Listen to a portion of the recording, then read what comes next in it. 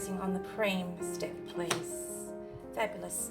Okay, so what we've got is a 100% anodized aluminium black stair nosing.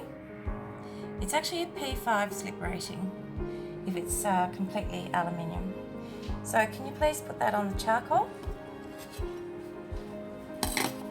Okay.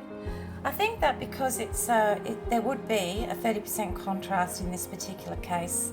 Again, because it's all aluminium and it's rippled trim, it offers you that P5 classification.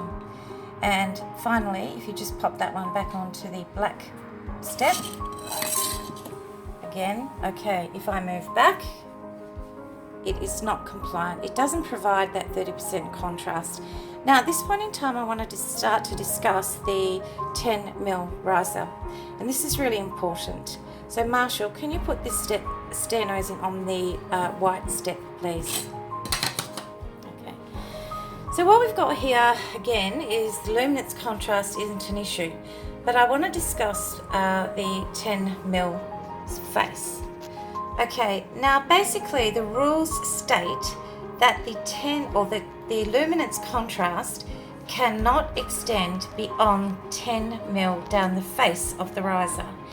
Now this is a typical stair nosing which demonstrates that. So you have black tread and you actually have a black riser.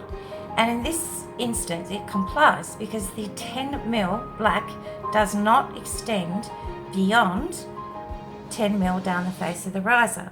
So a pedestrian would know how far to lift his foot up to actually step on the tread of the stair nosing.